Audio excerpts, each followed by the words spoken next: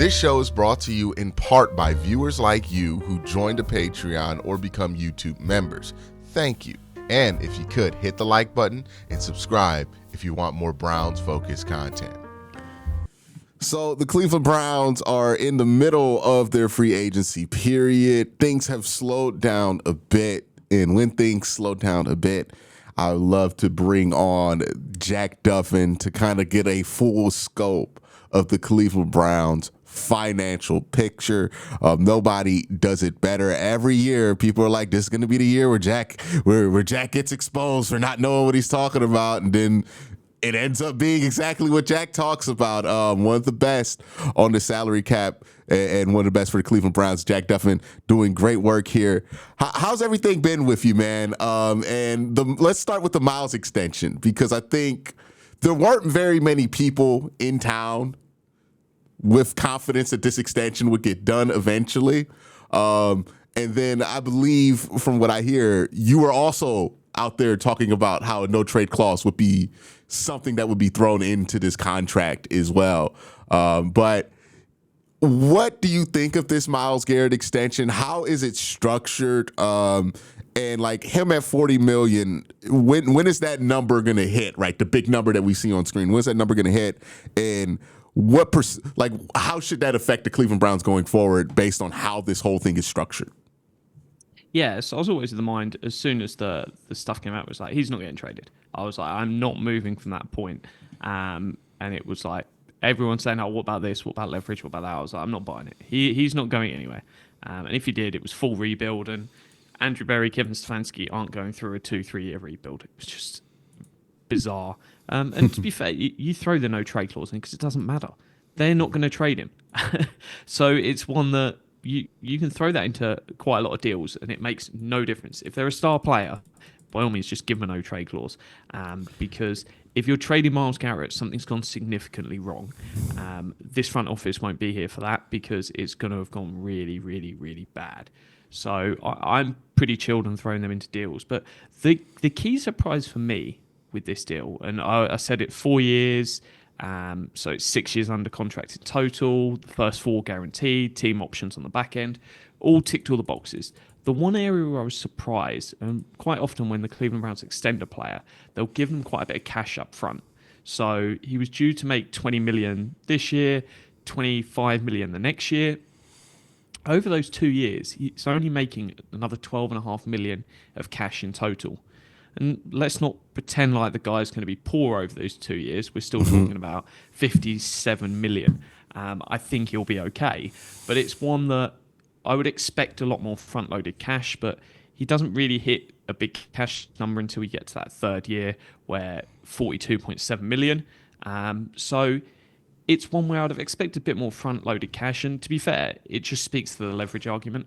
If he had a load of cash that is forced into this first year, that reduces their spending that they can do the rest of free agency and everything like that, and trade market, etc.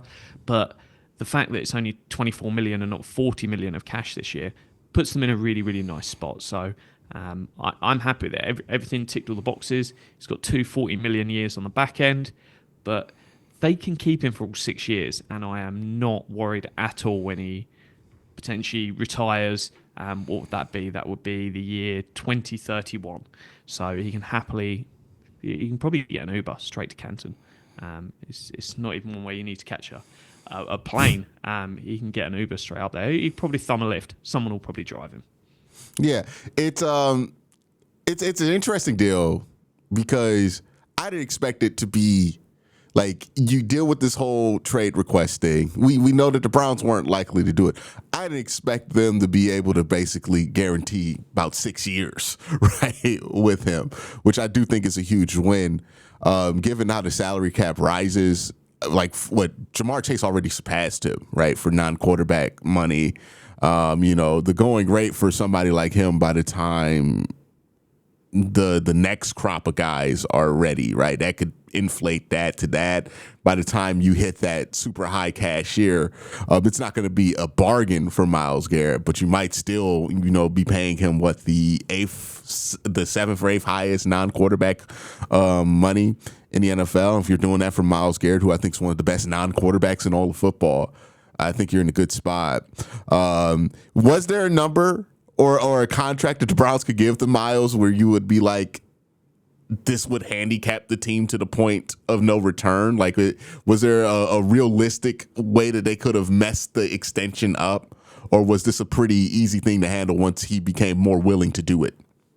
Yeah, if they'd have front loaded that cash into the first 2 years, like I kind of assume they would at least get to even like 35 million each of those 2 years, then it's one where that doesn't hamstring them massively, but it takes up a large chunk of your cash budget because, hey, if you've got 40 million going to Myles Garrett and if you've got 46 million going to Deshaun Watson, it limits what you're doing.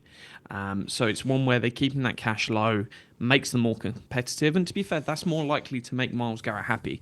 Myles Garrett knows he's going to get the money and he waits 2 more years, but he sees a better team over the course of those 2 years. It's probably going to please him. So it's one that I think there's a balance here to what happens. And I doubt that was part of the agreement that with Myles, at the end of the day, Myles' agent's job to get as much money into his pocket as quickly as possible. But it's one that you look at it as a 4-year commitment where he's signed in for 4 years and for the last 2 years, they can just push him out the door. Who knows? Age is going to catch up. He's going to be, 34 off the top of my head by then. Who knows where he's going to be at that point? So if they want to walk away from the last 80 million and then they're only actually committing to 120 million over 4 years, 125 million over 4 years, that's not a bad amount of money. In terms of that's what they're paying him. They're paying him 30 million a year for 4 years, or 31. We can easily swallow that down. So you're saying that this there was some criticism when the Browns signed Myles to this contract that they had handstruck themselves with this deal. Would you say that criticism is fair or unfair? That's unfair. Yes, anytime you sign a massive deal, it's going to have consequences on the rest of the team. There is no two ways of cutting around this. It's like if I'm saying, hey, you've got a cash budget of X and you've just given 25, 32.5, 42.7 of that to Myles Garrett, it's going to have impact on the rest of the team, but he can perform up to that. If you are not a offensive player of the year, MVP candidate, defensive player of the year candidate, you don't want to be handing out this deal. So if he was great but not elite, yeah, that's causing a problem. But he can play up to and around this deal.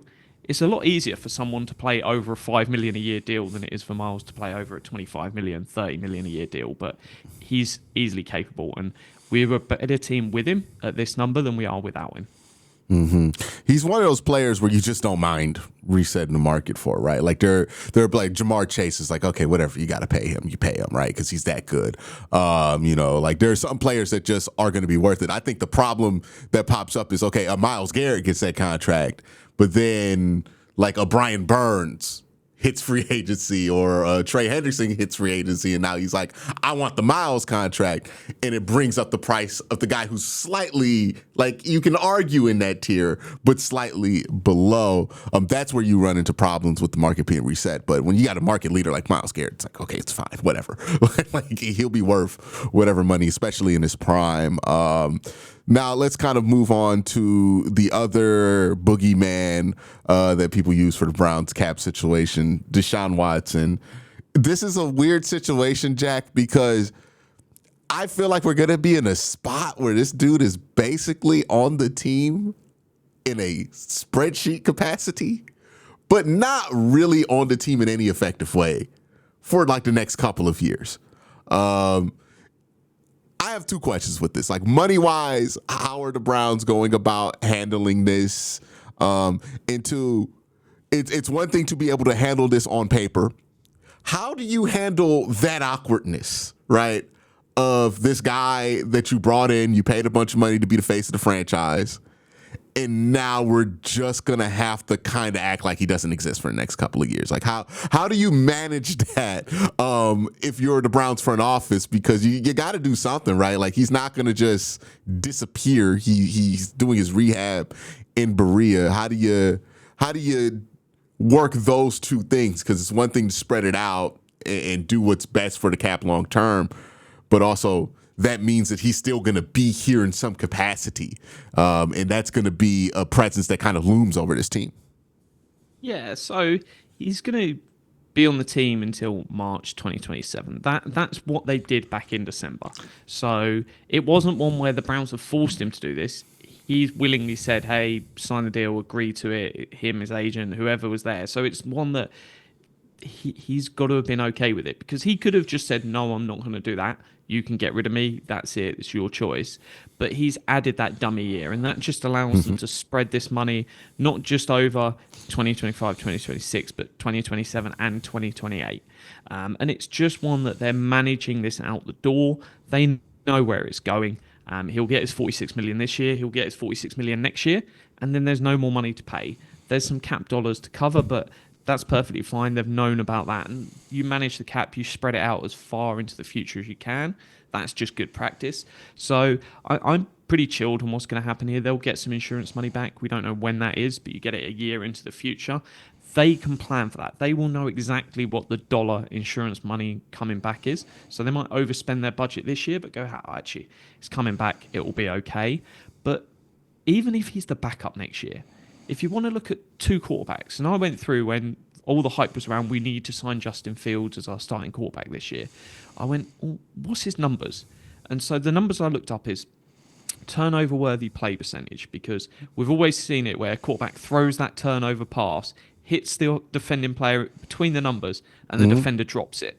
I don't like looking at the TD interception numbers, because it doesn't tell you the full story, whereas grading a play that hits between the numbers and the defender drops, I want to grade that as an interception and mark the player against. And if they perform a wonder scenario where it bounces between three players and they catch it, I'm less concerned that that's a bad play, or like it throws straight into Njoku's heart, he throws it up in the air and someone else catches it.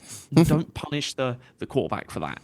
So turnover worthy play, big time throw percentage, time to throw.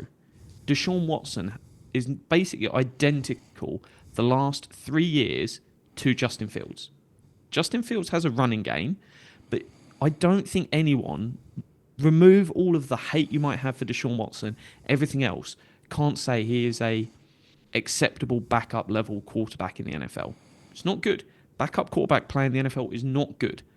And if he ends up filling that role in 2026, I'm perfectly fine with it. And in the same way, if we go, your QB3, sit on the bench, so be it. But I'm fine. And look, if he's causing a problem, they can void $46 million. It's not one where he's got some leverage to be a pain.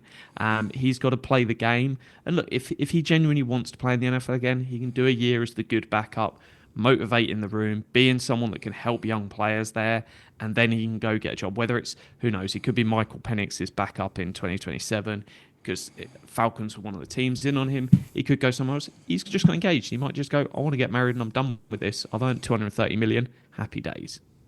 Yeah, it's going to be interesting to see how he decides to handle this, right? Because, I mean, this is a dude who, before all of this, decided to sit out a whole year, right? Because of a trade request / contract negotiation. So he has been pretty unusual when it comes to this stuff. I wonder where his head is at, right? Because it's one thing to be the backup, but it's also like accepting being the backup from being Deshaun Watson, right? And that's the kind of awkward part of it all. With how the Browns operate, right, and how the NFL operates, can you explain how draft picks, like basically what the Browns have on the salary cap versus like how draft picks operate against the cap here? When people look at the over the cap number, right, and they're trying to factor in how much cap space the Browns can have, does that number already have the draft cap taken away from it, or is that a pool that you have to account for separately on that sheet as well, just so people can have kind of a clear picture of the Browns situation? Yep. So in terms of the cap space, over the cap as a great tool where you can click into like each draft spot in the entire draft, and you look at, well, what is the signing bonus, what is the contract they're going to get. There's some minor things they can argue over, but in all honesty, it's 95% of the way there. There could be a 50,000 roster bonus that the teams negotiate, but as a workout bonus, but in the grand scheme, it doesn't matter. The Browns need to account for about $8 million of cap space for their rookie draft picks. So that's perfectly doable. And it's one that and then the cash is more. So separate these two. Cap space is the accounting. Cash is how much they're actually giving the guy. If they were to trade, so it's roughly 30 million of cash they'll need to pay for their draft class. Probably comes up slightly down because they've traded a couple of guys, but that's some cash that they need to account for. But then them guys are going to come in, they're going to replace other guys. So who knows if an Alex Wright gets kicked off as age 5 because they draft a rookie on top of Carter, then that's 3.4 million saved. So that rookie coming in is not as expensive, and that's more cash that is balancing out. But they're perfectly fine. I wrote an article yesterday that has loads of bits on where can they create more cap space, create more cash. They're in a nice spot, but there'll be some money going to the rookie pool, but it's minor in the grand scheme. 8 million, and if they trade down from 2nd to 7th, I think that's like 7 million of cash saved, 8 million. Because once you go out those first 2-3 picks, that cash commitment and the signing bonus amount you get really, really does fall quick. Yeah. I think another part of the cap management situation I want to really hit on, because I think this becomes a bit of a misconception, is people will see you talk about the Browns could open up this amount of space. And I think the idea from a lot of people is that the Browns are going to open up all that space all at once, right? But that's not usually how that happens. Could you explain why it is that the Browns won't really do everything that they can to open up as much space as possible at the start of free agency, and why this money will become available kind of as necessary? Yeah, so it's kind of a job of like press the button and it appears. It's not one that you actually need to go through some negotiation, bring someone in, sign something, because they put all these clauses into the contracts as standard. So if they want to open space, they can do it. But as well, if you go into a negotiation and you've got a website listing you with 40 million of cap space, that's not a great space to be. Whereas if you go in and you're like, oh, I've only got 10 million of cap space, 8 million's got to go to these rookies. Oh no, this is where we're at. It's just an easier spot to be in. And to be fair, the agents probably know what they can do and what all teams can go and do. And what tends to happen is the Browns will get to late August, early September, and they'll just do a whole series of them. It's usually late August. I remember like Bitonio, Garrett, there used to be loads in past years where they'll just do them and all the space appears. So it might be one we wait until then, and Denzel Ward, Ethan Pochich, all of those restructures just happen magically. Speaking of that, we saw a reworking of Jack Conklin's deal. Just tell everybody what that means for the Browns' immediate future, and then also, you know, for years down the line as far as reworking that deal. What actually happened there? Yeah, so he was due 14 million of base salary, and then I believe it was $1 million of per game roster bonuses, I want to say. There was some clause in there for the last bit. I'll see if I can pull it up. But effectively, in total, he was due to earn 15 million. Let me see on my phone if it will tell me what the last million was for. Yeah, per game roster bonuses. So basically make about 50, 60,000 per game you play. You make that across each of the games. Just so if a guy's hurt, you're effectively, the player is paying you to call up someone off the practice squad. So it's a bit cheeky, but lots of players will sign it just because it gives teams a little bit of protection. You're not going to get a superstar off $1 million off across the whole year, but you get the replacement. So it's one that rather than that 15 million, they've reduced that. He's given him 10 million, but it's guaranteed. And it was kind of the same thing they did 3 years ago. Whenever he went into the last year of that deal that he signed initially, because he signed a 3-year deal with the Browns to start. And then on that third year, the second year he was injured. So the third year he signed and he said, hey, have 2/3 guaranteed, have incentives for the last third. And then I think it was back in November I wrote, hey, here's what's going to happen. They're going to give him 10 million guaranteed, there are some incentives, and they'll get rid of the last year of his contract. And lo and behold, like magic, that's what happened. So it's one that he's got 2 million of incentives that he probably won't earn, if I'm going to be honest. But it could be one way of, hey, if you play 65% of snaps, you get the 2 million. It could be anything like that. But it'll free up some more cap space for the Browns, saves them 5 million of cash. So it's a win-win all round. Yeah, and do you expect anything to be done with Joe Bitonio's contract, as he's kind of like getting closer to retirement, and just in general, whenever it is that Joe Bitonio does retire, if it's not at the end of his deal, how does that work? How does retirement money get accounted for? Is it like the contract just got voided? Like what happens when the player retires with their money? And what mechanisms are there for the Browns to kind of take advantage of if, one of their players does retire on them? Yeah, so he's got 1 year left. So what they'll probably do is they'll probably sign him to a fake extension at the end of the season, and he will be under contract then until the 2nd of June, and then he'll retire. And just because it's a post-June first designation, it splits that remaining little bit of dead cap over 2 years. Okay, so it's just a pretty simple process of just spreading out the money over two. Does it get more complicated if a player has more years on that contract left, or is it kind of just once you retire, it's just about that last whatever was there on the contract before? It's pretty much the same as a standard cut. So just because to push it out a little bit extra, they'll just sign him to a slight extension, most likely. Given what the Browns have done in free agency so far, who's on the roster, who they plan to keep, who they don't, and there's still a lot of that to answer here, right? Things that could be coming in the coming weeks here. What do you project that the Browns, as far as what we know right now, go into the draft, what they plan to, to keep an eye on this position group, especially to try to fulfill in the draft based on how they're kind of structuring stuff?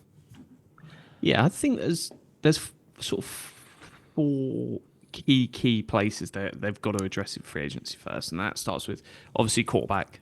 Everyone is stressed, including me. I just want to see that done. Whether it's Russ, whether it's something else, I just want to know. They need to do something at wide receiver too. They've got Tillman, they've got Judy. They need to just add another body there. They need to do something at edge, and they need to do something at free safety. The rest of it is all sort of depth pieces. Hey, they could probably do with a running back just to add to that rotation, but that's kind of the key bit. And I always say treat free agency and the draft as kind of 2 completely separate things. Have a 53-man roster you're really, really happy with, and then bring in more competition through the draft. With that said, I'll make a massive exception with it this year. We basically know Cam Ward's going number 1. It's probably the worst kept secret in the NFL right now. But that then gives the Browns a clear picture of what you're going to do at 2. And if they're sat there going, hey, we need a quarterback, that's perfectly fine. They might be going to say, hey, we're going to trade down. Or they might be saying, actually, we know we're going to draft Travis Hunter. We know we're going to draft Abdul Carter. And if you know you're going to draft Abdul Carter, there's not really the need to go out and invest in a Zadarius Smith, a quality starting edge 2. Or if you know you're going to go out and you're going to draft another wide receiver, Travis Hunter, you don't need to probably go out and go, hey, we need to pay $10 million for Keenan Allen. It's one that's going to be interesting just to follow. When it comes to the draft, that's the key thing I'm following. Do they fill an edge 2? Do they fill a wide receiver 2? Because if they fill both, we're talking about quarterback or trade down. And that's, I think, the best tell we're going to get. I've got a lot of respect for all the work the insiders do. If they don't sign an edge 2 and they go into the draft, I feel pretty comfortable it's going to be Abdul Carter. There's Isaiah McGuire's been good. I don't think they're going to go with a Isaiah McGuire, Alex Wright, Joe Tryon trio. It's just that doesn't seem like enough for me opposite Myles Garrett, especially when we look at all the past years we've had. Olivier Vernon the first year, potentially 2 years of Clowney, 2 years of Smith. They've gone and invested in that edge 2. They have not messed around at that position. And I feel like they've invested in that position so much with like these expensive kind of high-end short-term options here. I think if they see the opportunity to say, hey, we don't even got to think about it every year, right? Like that one item that's on our shopping list every year where we got to either re-up Clowney or re-up Vernon or something like that. I think they would prefer if they just could say, hey, we got that pairing. We don't have to think about it. And we can move on there from that whole thought. I do think it's interesting.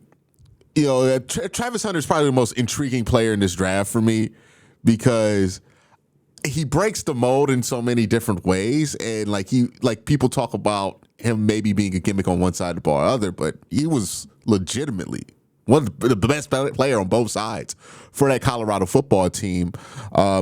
My question to you is from a cap perspective. How do you, like, let's say Travis Hunter gets into the league and he ends up being an impact player on offense on third down and an impact player on defense on third down for you, right? He does what nobody else has been able to do. He's able to be a high-level impact player on both sides of the ball. How do you value that in a contract, given that this guy's basically pulling double duty for you, right? Like, how does, if you were a team that has to sign him to an extension and you're his agent, how does that valuation go? Because you could say, hey, he's pulling double duty, he's double value to you, right? So he should get the most in whatever category. But you can also say, if you're the Browns, well, look at how many snaps he's going to take, right? So how do you think that would go if he's able to be that kind of player, and how you would value that on your cap sheet, where you basically have one guy who fulfills a wide receiver 2/3-ish role for you, and also is your main guy opposite of Denzel Ward at corner, with probably some help with like a Greg Newsome or Martin Emerson to take the load off of him. Like, the Browns are in this unique position where I'm like, it could make sense to try to experiment with him. And how do you value that as somebody who looks at this game from that perspective? Yeah, part of me hopes we just don't draft him so I don't have to go through that. But it's one that if he was in that sort of great but not elite category in two positions, I think you just put him in there with the elites, with the Chase, with the Myles Garrett, and you say, hey, we'll make him the highest paid non-quarterback in the league because he does so much for the team. Because if you were talking about, hey, you look at T. Higgins, he's getting, what, $28 million a year. Call it, say, $25 million you were going to pay him as if he was just a wide receiver. And if you're saying, hey, he's cornerback 2, you're paying that, what, 12, 15 million a year, probably 12 at least. And then that's 40 mil. So if he's legitimately playing that many snaps on both sides, then you can argue he's worth that contract. Yeah, I find him to be the most fascinating player in this draft class. I don't know where he will end up. I don't know what the team that ends up with him will do with him. I do think it requires a bit of creative vision, right, to be able to make it work, because it's not going to be as simple as have him play both sides of the ball, right? You're going to have to figure out a way to rotate him, right, basically. So he's playing a more close to normal amount of snaps, but also being able to be effective on both sides of the ball. But I do think there is something to be said for the level that he did that in college, and that might turn into something. And, you know, you're talking about somebody who there will be nobody to really compare that off to on what the market should be. And we know, you know, Dion has a good influence on him, so he not going to be out here trying to be cheap, right?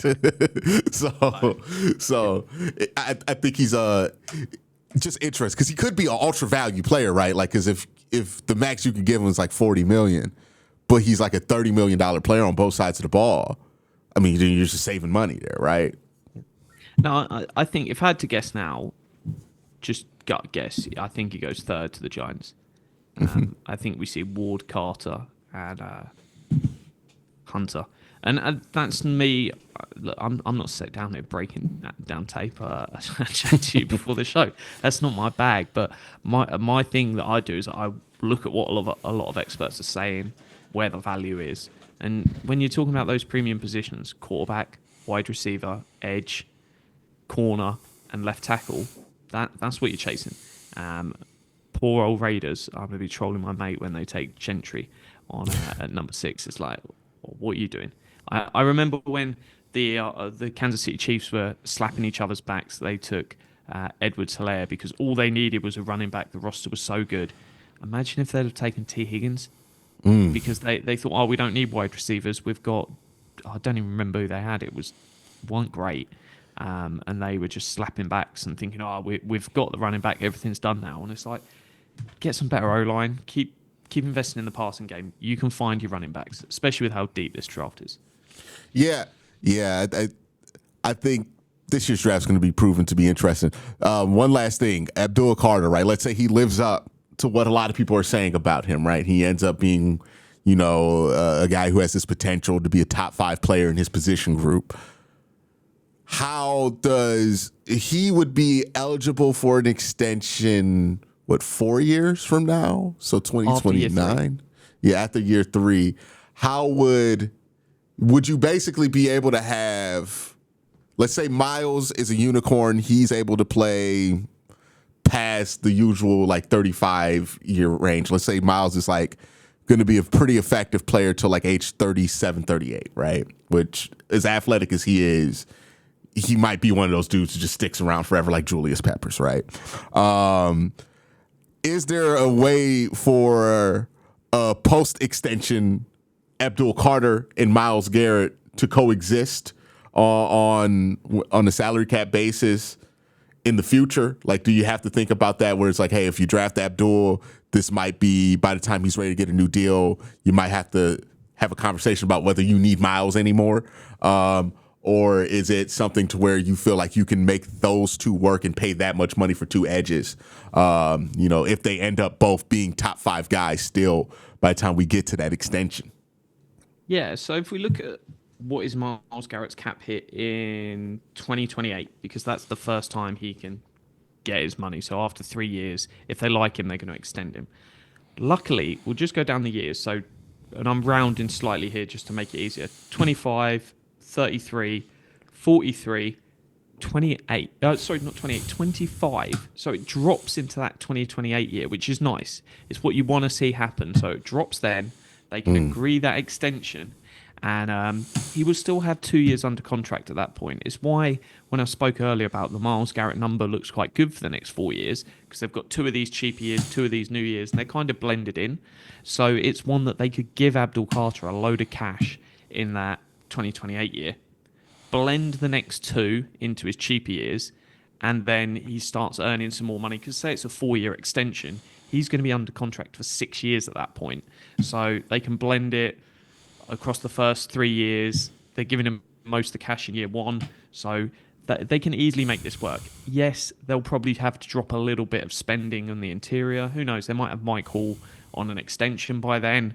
So it's one that you're not probably having a massive big ticket defensive tackle. Who knows? Mike Hall might turn into that, and then all of their budget effectively goes on those 3, and everyone else is kind of rookie or cheaper deals. But as things have always been, I can find you defensive tackles that will do a job at 3, 4, 5 million a year. So I'm less worried on that, and we can make this work. I can find you some numbers. All right. Well, I think that was a pretty thorough conversation about the state of the Browns the financial situation that the Browns are in. Jack, anything to add before we head out of here, man? I would just say, for the people panicking of the Browns have got all this money, Jack's told me they've got this money, why are they not spending it? They are just waiting on quarterback. I promise you, once that's gone, stuff will move. Let's say they go out and they sign Russell Wilson. They're probably then going to go straight off Tyler Lockett. They could go after Diggs as a secondary. Seahawk connection there, former. So things will move, but it's a massive, massive point. If you're spending 30 million of your budget on a quarterback, that's going to change everything else you do everywhere else. Whereas if you end up with, you're talking about Flacco's and Winston's, you're talking about 6, you can spend a lot more talent on everyone else. And then maybe you're talking about, do we swing a trade for Ayuk? Because we want the best receiving core out there possible to support a cheaper quarterback. So that's going to be an interesting point. I think the quarterback domino's got to fall, and then you'll see a lot more other guys sign. So you think Russ going to go for $30 million in free agency? I think he'll be near 20, but you just never know. I thought he would go for 100 million over 3 years at the start of free agency. Now we're at this later point. I think probably 2025 is where he's going to land. I think Pittsburgh demonstrating that they did not want to pay him at all kind of really hurt him, right? Because they were willing to offer the money to Justin Fields that got outbid by the Jets. And then they're in the middle of this Aaron Rodgers thing, and it feels like Russ is going to be bouncing around between whoever doesn't want Aaron Rodgers, between the Giants and the Steelers and the Browns, and then the Titans. Again, you said it. They look like they're going to draft Cam Ward number 1 overall. They haven't even really entertained much quarterback. I haven't heard them around. Wentz has been the only one I've heard them linked. Carson Wentz. And that's a nice bridge.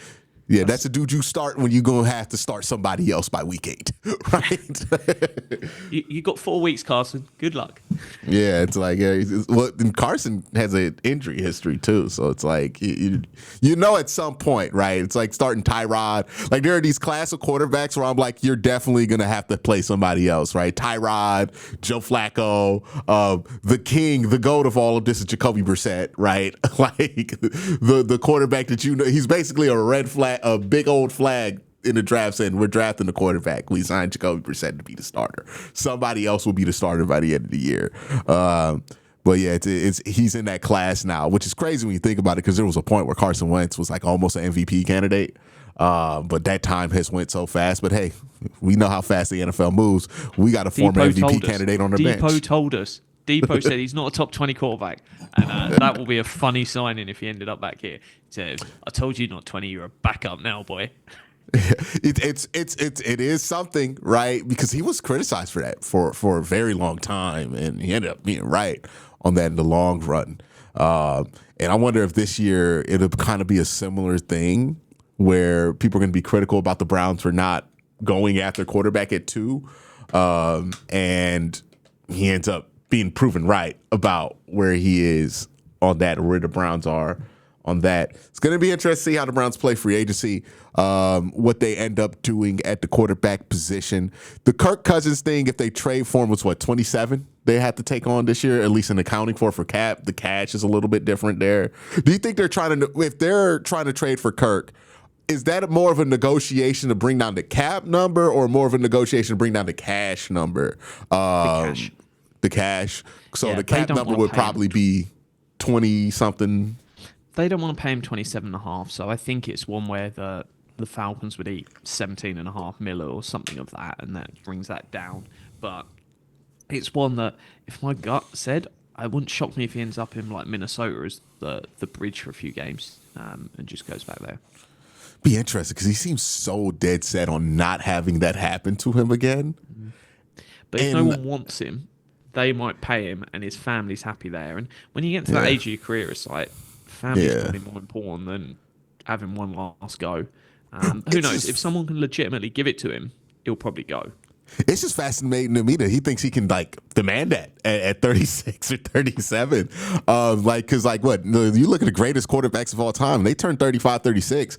There's a second round pick, or at least on that roster with them, right? I mean, it happened to Peyton Manning, obviously Andrew Luck, special circumstances, but Jimmy Garoppolo, Jacoby Brissett, both with Tom Brady, right? Like they were looking for an exit hatch there when he turned 35.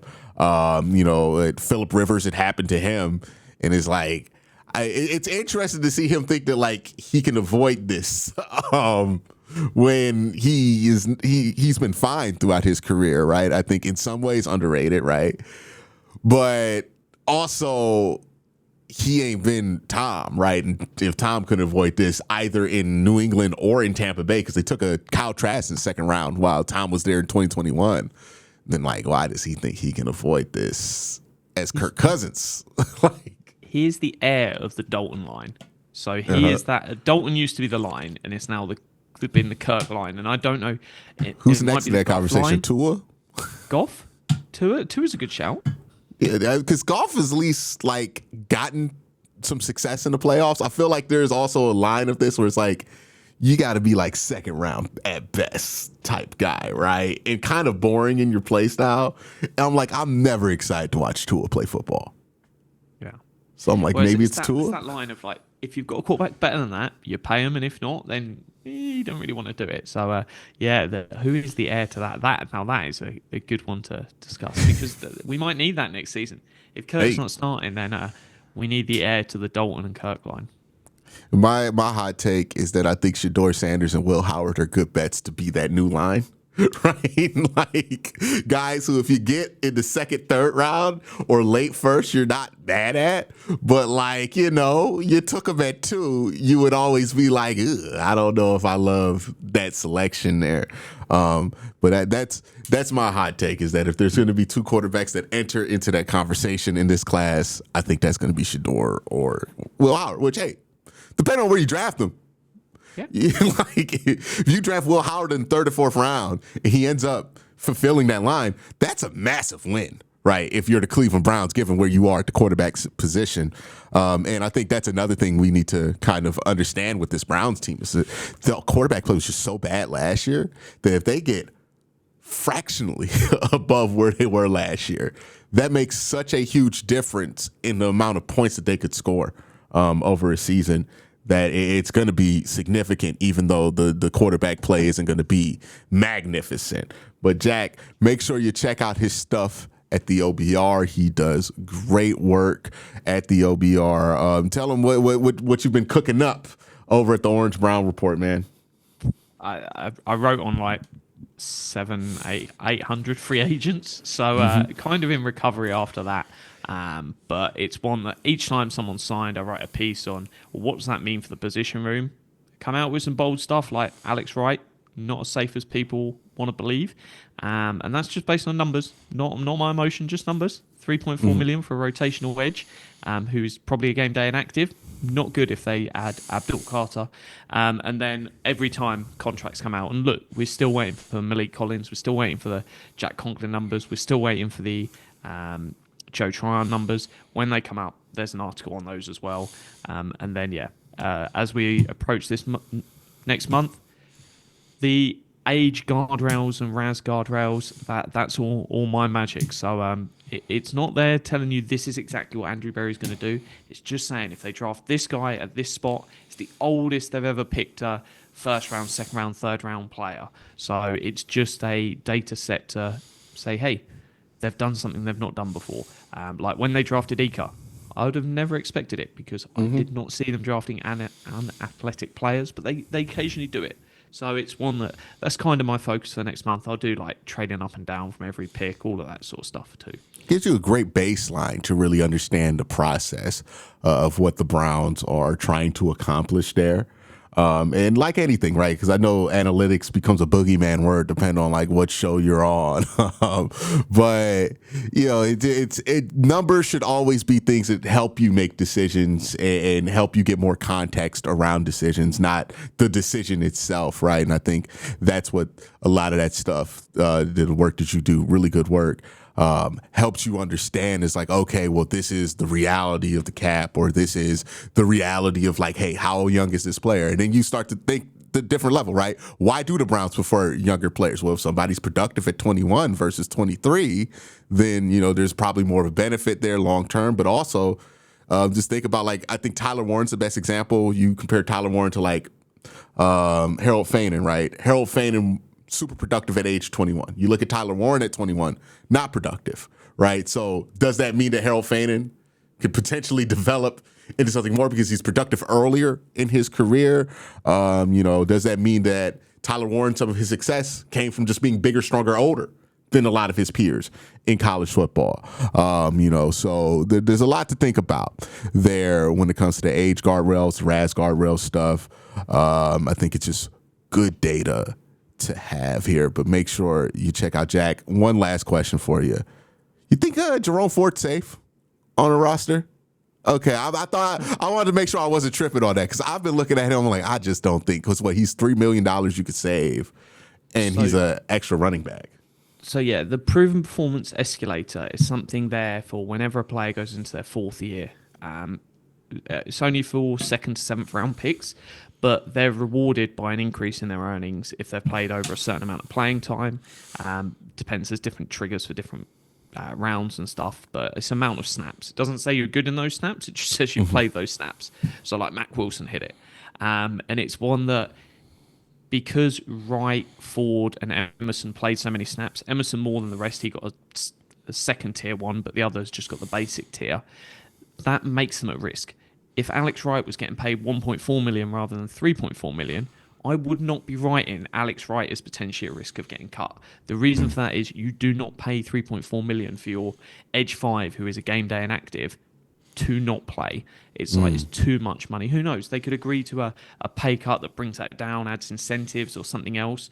But he might just go, no, cut me. I'll find another team that will actually play me. I don't want to be an inactive and wait for one of Garrett, Carter, Joe Tryon or Maguire to get hurt. So it's that. I think Ford's a perfect example. If they sign Chubb, that gives them 2 running backs. Then they draft 2. That's 4 guys for 3 positions. Someone's got to give. Who knows? Ford might play really well, but that is a battle for training camp in the preseason, not this guy's definitely on. Do you think that they try to slide Wright kind of like into more of a 3-tech spot, like have him take up an extra 3-tech spot and then kind of play him at both the power end and kind of like use his versatility to keep him on the active game day roster? Like, what do you see with the bodies that they have on the roster right now? Because they did sign they signed a extra defensive tackle so far, right? So yeah. So at the moment, the rotations: Collins, Hall, Briggs, and Harris. So there's not a spot there. I think it's like 5 games in the last 2 years. So you're talking a very, very small amount where they've had a 9th defensive lineman active. It always tends to be 4 edges and 4 DTs. So it's one that they could certainly change it up, and they decide, actually, we're going to cut a special teams linebacker and they're going to have to find someone else to play special teams because we want to bring a 9th defensive lineman in there. But that's a significant change, and I think it's much more likely that Wright finds his way out or agrees to a significant pay cut rather than he's actually on the roster. And who knows, they can keep him right the way until preseason, where they go, oh, Abdul Carter's going to be out for 4 weeks, right, you're on the roster, because he's not guaranteed anything. They can cut him at any stage. So it might be they'll keep him as insurance. Okoronkwo won't probably last that long, but it's one that, yeah, if they draft 2 running backs, if you get a 6th-round running back that's playing just as good as Jerome Ford, you're not going to keep Jerome Ford for 1 year and 3.4 million. You're going to send him on his way, and you're going to bring in whatever 6th-rounder. When the class is this good, I'd rather swing. I don't often say draft the running back. If you're in round 6 and the running back's really good, take the running back. Don't give me an edge just for the hope that they'll make a practice squad. All right. Well, Jack, always fun to have you on. Make sure you check out his stuff at the Orange and Brown Report. Always doing fantastic work. One of the best out there. Make sure you check him out. But for everybody else, have a great day. Have an even better night. Peace.